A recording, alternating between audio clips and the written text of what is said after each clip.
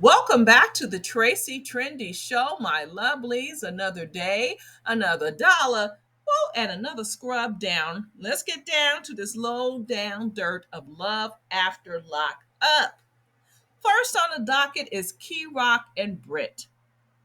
Now, Britt and Key Rock, they go out on Father's Day, hopefully to meet with Britt's dad.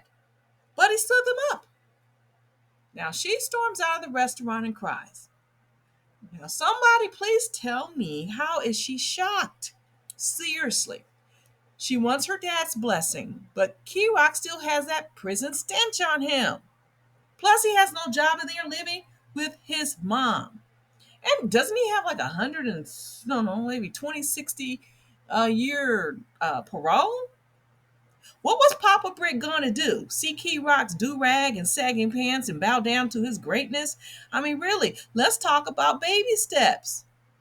First, Britt needs to sing Key Rock's praises by telling her dad that Key Rock owns a laundromat and can support her for the time being. However, loves, I find it odd that there is no mention of the laundromat. And what happened to EB? Personally, if Britt's dad is very religious, it'll be a cold day in hell before he'll give his blessings this fast.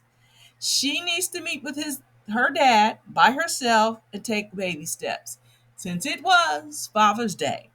Okay. But moreover, here's a side note. She revealed to Key Rock's mom that at the tender age of 14 that she was assaulted. At the tender age of 14, after these whole house parties, I swear there's nothing but predators in these house parties, especially the ones that are unsupervised. And after three guys saying they're going to walk her home from the party, they pretty much left her dead with a broken collarbone. And Britt told her parents that her brother did it. Now I'm just wondering, what kind of relationship did Britt have with her brother in order for that little lie to fly? I just wondered, was he physically abusive? Now flash forward, later on, this seems like that kind of made her trigger into a life of crime because at 19, she was arrested along with her boyfriend at the time. So I can see why she turned to women after all of that. But she needs to turn to a therapist. Because I don't, I'm kind of on the fence with her and Key Rock because he got all the testosterone in him. And I'm just saying it's just a little too much. Anyway, moving on to Andy and Britt. Loves. Andy still can't read the room.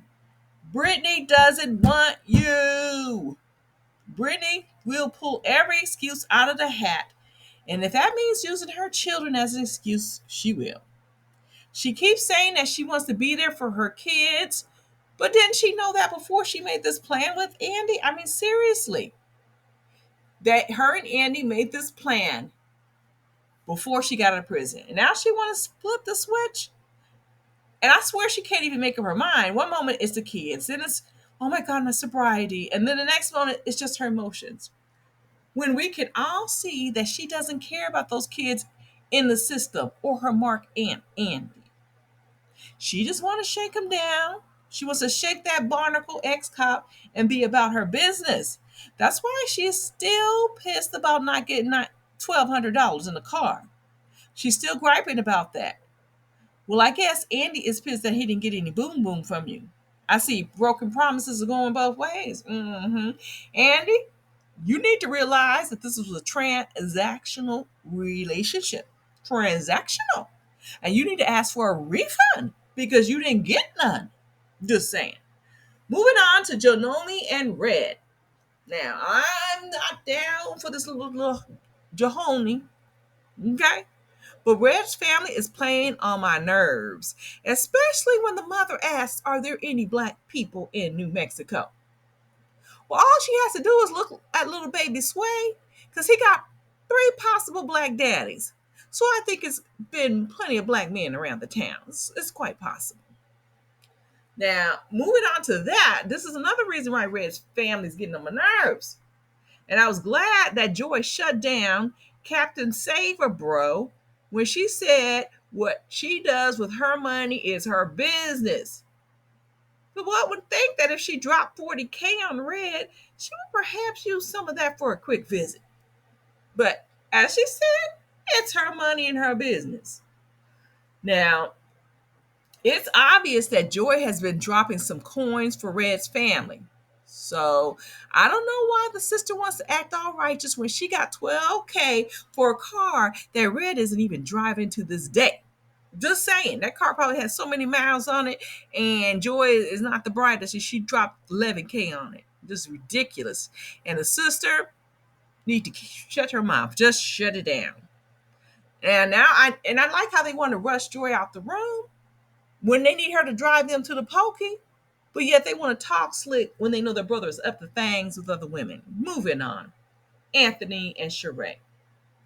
Loves, besides Sheree wearing these twisted tops with ill-fitting bras, who pissed in this man's cereal? He's free. He's finally released after years of captivity, and he has absolutely no affect. Well, he has the emotions of a slug who can't even brush his hair after he got a haircut. He didn't even seem concerned if he missed his welcome home party. In fact, he seemed perfectly okay with just lights out at 8.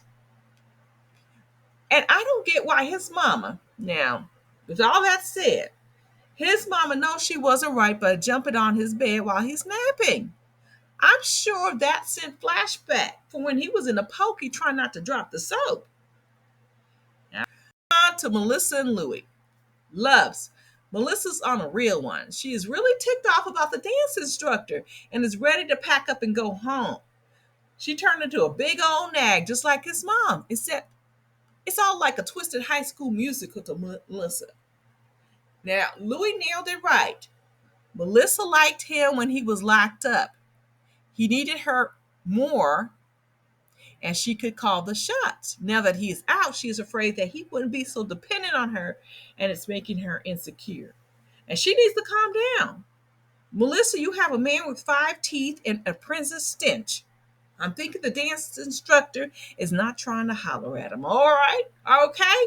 Now, this is the point of the show where we talk about who's winning and losing. Let's just start off with let's go in reverse order. Melissa and Louie. Who is winning? Louis is winning because if Melissa leaves, good for him. So 1 point for the con. Anthony and Sheree, it's hard to say. Anthony seems like he's just in a depression and a funk. So I'll say Sheree because she's in a fantasy world. So we won, non-cons and cons. Joinomi and Red. Well, we haven't really seen Red just yet. Joinomi is crying a lot and has to deal with his family. I'm going to say Red is winning because he ain't got to deal with the drama. So 2-1 non-cons. Andy and Britt. Okay, this is interesting too. I will say in this scenario, Andy ain't getting any. So Britt got something. She got a phone and she got $500 and a place to stay when her own family don't seem like they want to deal with her. So Britt is winning. So now we have 3-1 non-con. Cons to non-cons. And finally, we have Key Rock and Britt. I will say this is interesting. Britt is kind of losing in this episode, not through Key Rock's doing. So Key Rock's get a point, but he didn't really do anything to, but I guess he doesn't have to deal with a parent anymore that doesn't accept him. So he's got the point. So there you have it, my loves. Key Rock got the point. So it's 4-1 cons versus non-cons. All right, my loves. Now you know what you got to do. You have to subscribe if you have not subscribed.